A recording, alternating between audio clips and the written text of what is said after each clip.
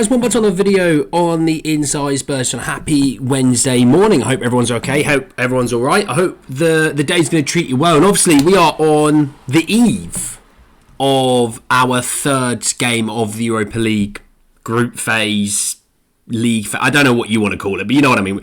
Game week 3 of Europa League. So we're talking about AZ Alkmaar. We're talking about some stats and figures from them. We're talking about injury news. We're talking about all sorts. Just want to say, if you're watching this, you're new, subscribe. You're very much welcome to join us for the journey. And yeah, look.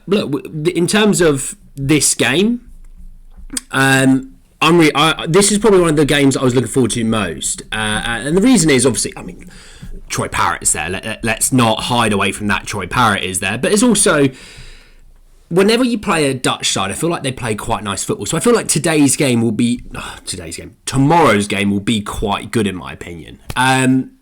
Also, when we look at it and we look at AZ Alkmaar, just grabbing where they are in the Europa League, they're 18th at the moment. So they're sitting in the sort of middle batch. And what I mean by that is the top batch are the teams that go straight through into the knockouts. The middle batch all have to sort of play off and to get into it. So they're sitting in the middle batch. Man United are in there, for example. Athletic Bilbao are in there. Hoffenheim, who we played, they're in there. Elfsborg are in there. Rangers. Quite a few teams that we play are actually in there. So they're sitting there at the moment. So obviously they want to come here. They want to get a point at least, because it just keeps topping up. It's like if you play cricket, you keep the scoreboard ticking. When it comes to us, though, we're sitting in third, so we're sitting in a really nice spot. 6 points maximum that you can have had. Having scored 5, conceded 1, you'd take that after the first 2 game weeks. Lyon and Lazio are ahead of us. They've both got 2 and 1 goal difference more than us. So you see what I mean.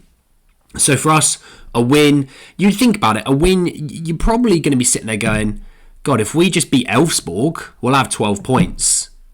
And then we're sitting there going, let's be honest, between Hoffenheim, Roma, Galatasaray, Rangers, and I'm missing one.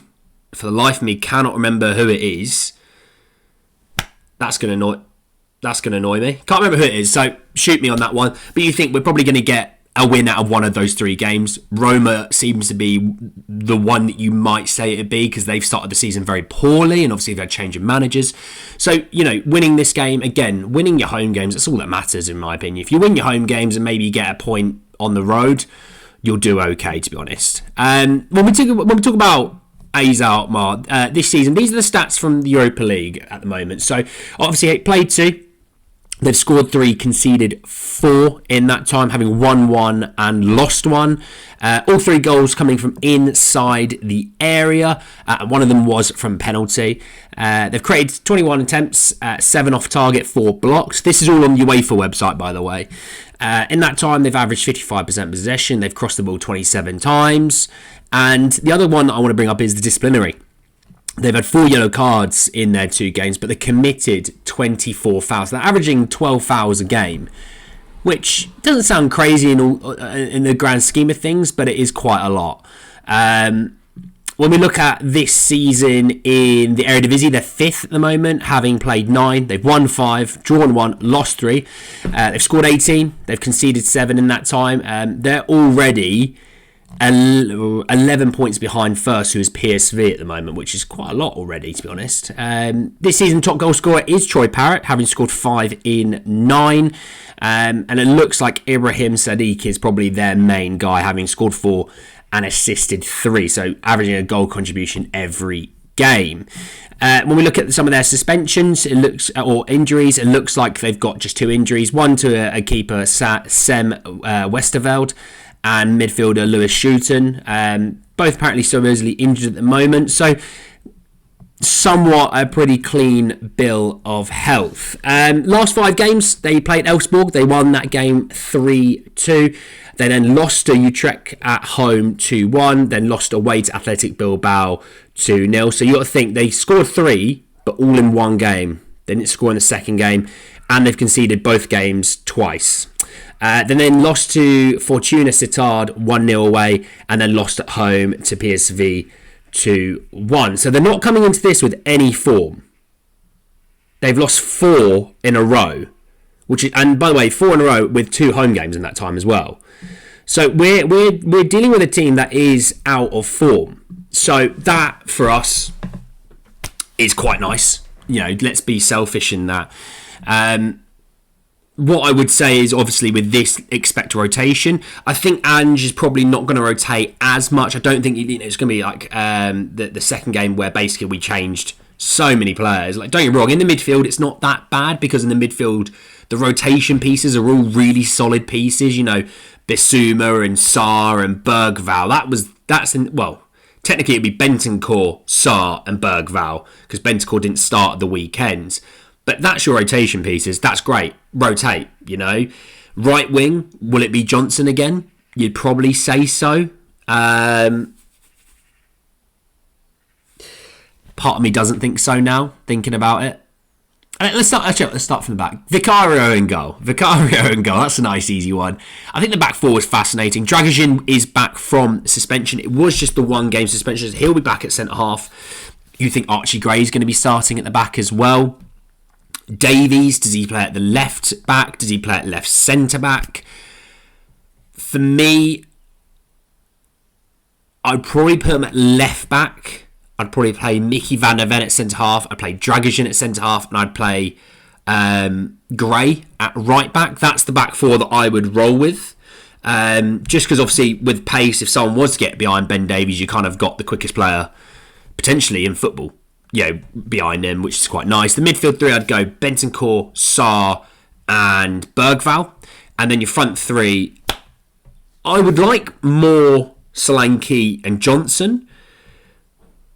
People talk about Richarlison starting. I think it might just be a little bit too much too soon to start Richarlison, having missed so much time this season. He might do it, and he might try and play him into some form, but I would go Solanke and then maybe get Solanke off early and bring Richarlison on for half an hour, or bring him on at half time even. Maybe that's the way I would go about it. And then Johnson, other than Kulusevski, he's probably our most informed player. So that's the 3 that I would go with. What I think he would go with is probably Timo, Solanke and Johnson. It's probably what I think he'll do, but I hope Mikey gets the time this game. Obviously, we come into it winning 6 of 7. We're in much better form than, even if you want to just go on the last 4 games, we've won 3 of 4. We're in much better form than AZ Alkmaar. We've even won both of our Europa League games. They've only won 1. They've lost their last one. We won our last one, and we won our last one away from home. And then they lost theirs away. They won their home game. We won our home game. So, look, coming into this, Spurs should be looking to win this game. And when I talked about the other 2 games, is winning those games and winning them comfortably. Now, yes, the last time out, I didn't expect as many changes as Ange made. And maybe I've jumped the gun again, and maybe he's going to do a wholesale change up. But I did say about Karabakh, win the game, win it by a few, because goal difference plays a massive part into all of this. And if AZ Alkmaar have conceded 2 against Elfsborg and 2 against Athletic Bilbao, the minimum you should be scoring then is 2. My idea is 3. That's the way I look at it. We should be going out there and winning by at least 2, but at least scoring 3. And I think AZ Alkmaar will score, but I think we'll win 3-1. And again, it's another 2 goals that you add to your goal difference. You go from having scored 5 and 1 and conceded 1, obviously, to 8 and 2. Goal difference of plus 6, 9 points. You're in a beautiful position. You win your Elfsborg, which will be your last game of the league phase. You'll win your last game. That's 12 points. You're going to win one of your other 4. You will. Spurs aren't not winning one of the other 4. Roma aren't in good form. Rangers, you can get them. Galatasaray away and Hoffenheim away. That's it. That's the 4.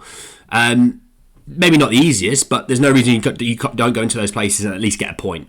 We may have wholesale changes and we might have injuries, but that's different. But, it is what it is. But, we should be going through this league phase without any issues. And I don't foresee us having any issues. And I think tomorrow we win the game. We win it by a couple.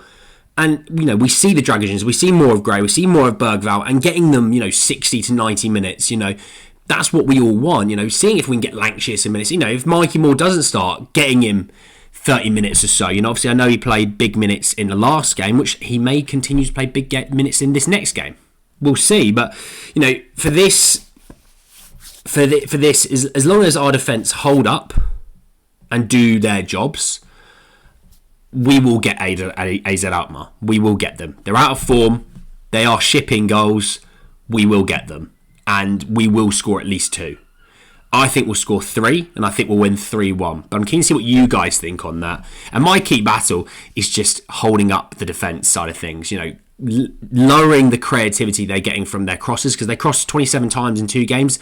They want to put the ball in the box, and making sure that we're dominant on that side of things, and making sure that, you know, we're not, you know, lacking at the back post. We're not, you know, ball watching and things like that. So I'm going to see what you guys think about the game. I'm interested to see what you guys think your your scoreline prediction is, your key battle, all that stuff. Let me know down below. But anyway, guys, at the end of the video, hope you enjoyed. Drop a like on the video if you did. Hit me in the comment section below your thoughts and feelings. Obviously, subscribe to the channel if you're new, and hit the notification for more. But anyway, guys, at the end of the video, I'll see you all very, very soon.